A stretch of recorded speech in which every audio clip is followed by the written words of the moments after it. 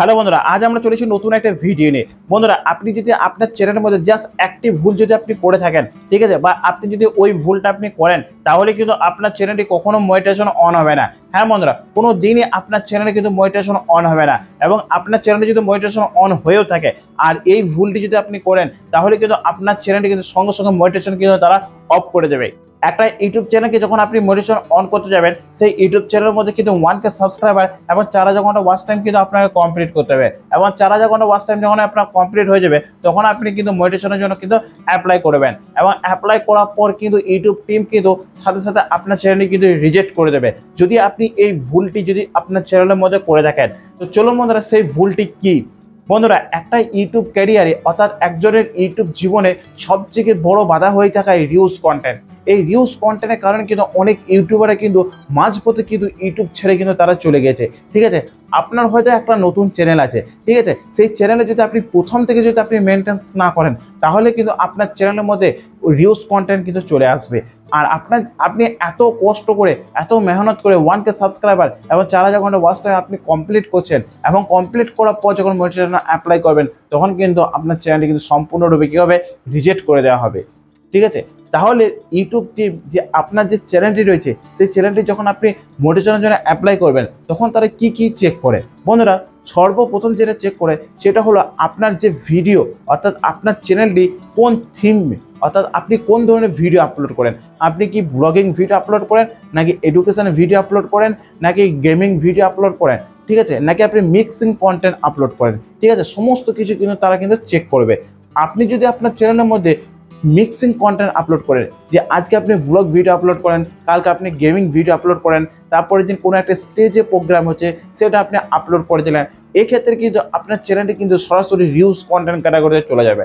হ্যাঁ বন্ধুরা, আরও একটা রিউজ কন্টেন্ট কি, আপনি যদি বিভিন্ন সোশ্যাল মিডিয়াতে যেমন ফেসবুক, ইনস্টাগ্রাম বা হোয়াটসঅ্যাপ, বিভিন্ন সোশ্যাল মিডিয়া থেকে আপনি যদি ভিডিও কালেক্ট করে সেগুলো যদি আপনি আপলোড করে দেন, তাহলে কিন্তু আপনার রিউজ কন্টেন্ট ক্যাটাগরিতে চলে যাবে। এবং বিভিন্ন যে সোশ্যাল মিডিয়ায় যে গান রয়েছে, সেই গানগুলি যদি আপনি আপনার চ্যানেলে আপলোড করেন, তাহলে কিন্তু রিউজ কন্টেন্ট ক্যাটাগরি চলে যাবে। এইগুলি কী হবে, আপনার কিন্তু চ্যানেলটি কোনোদিনও কিন্তু মনিটাইজেশন অন হবে না। ঠিক আছে, এরপরে হলো মোস্ট ভিউজ, অর্থাৎ 2 নম্বর যেটি চেক করে সেটা হলো মোস্ট ভিউজ, অর্থাৎ আপনি যে ভিডিওগুলো আপলোড করেছেন সেই ভিডিওগুলির মধ্যে সবথেকে বেশি কোন ভিডিওটা তার ভিউজ এসছে, এটা কিন্তু ইউটিউব টিম কিন্তু ভালোভাবে কিন্তু তারা চেক করে। ঠিক আছে, যে এই ভিডিওর মধ্যে কি রয়েছে যে এত পরিমাণে কিন্তু ভিউজ এসছে। তারা কিন্তু আরও একটা পরীক্ষা করে যে এই যে ভিডিওতে ভিউজ বেশি এসছে, সেই ভিডিও কি আপনার নিজস্ব কন্টেন্ট, নাকি সোশ্যাল মিডিয়া থেকে কিন্তু আপলোড করা কন্টেন্ট, নাকি অন্য কারো কন্টেন্ট আপনি আপলোড করেছেন, সেটা কিন্তু তারা কিন্তু ভালোভাবে কিন্তু পরীক্ষা করবে।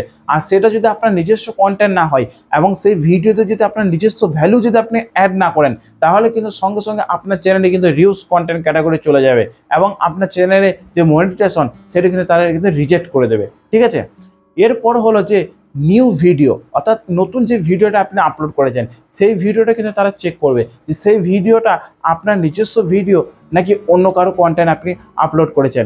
এরপর চেক করা হবে আপনার চ্যানেলটির মধ্যে যে ওয়াচ টাইম সব থেকে বেশি কোন ভিডিওটা এসছে, সেই ভিডিওটা তারা ভালোভাবে চেক করবে যে সেই ভিডিওর যে ওয়াচ টাইম রয়েছে, সেই ওয়াচ টাইমটি কি আপনি কোনো থার্ড পার্টি অ্যাপস থেকে আপনি কি ব্যবহার করেছেন, নাকি একদম জেনুইন অডিয়েন্স থেকে এই ওয়াচ টাইমটা এসছে, সেটা কিন্তু তারা ভালোভাবে কিন্তু তারা চেক করবে। ঠিক আছে, আপনি যদি কোনো পেমেন্ট করে অর্থাৎ টাকা পয়সা দিয়ে যদি আপনি ওয়াচ টাইম যদি আপনি বাড়ান, তাহলে কিন্তু ইউটিউব টিম কিন্তু তারা কিন্তু বুঝে নেবে যে এই চ্যানেলটি থেকে যে ওয়াচ টাইম সেটা কিন্তু অন্য জায়গায় থেকে তারা কিন্তু টাকা দিয়ে কিন্তু কমপ্লিট করেছে। ঠিক আছে, সেক্ষেত্রে কিন্তু আপনার চ্যানেলটি কিন্তু কী করবে, তারা কিন্তু ভিউজ কন্টেন্ট ক্যাটাগরিতে চলে যাবে। ঠিক আছে, এরপর হলো যে আপনার ভিডিও মেটাডাটা, অর্থাৎ আপনি যে ভিডিওগুলো তৈরি করছেন সেই ভিডিও টাইটেল, থাম্বনেল এবং ডিসক্রিপশান, এই তিনটি কিন্তু ভালোভাবে চেক করবে। ঠিক আছে, সর্বপ্রথম হলো টাইটেল।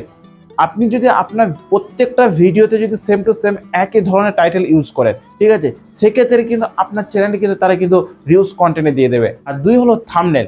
আপনি যদি প্রত্যেকটা ভিডিওতে যদি একই রকম থাম্বনেল ইউজ করেন, অর্থাৎ সেম টু সেম, যদি কোনো চেঞ্জ না করেন, ঠিক আছে, তাহলে কিন্তু সেক্ষেত্রে আপনার ভিডিওটি এবং আপনার চ্যানেলটি কিন্তু রিউজ কন্টেন্ট ক্যাটাগরিতে চলে যাবে।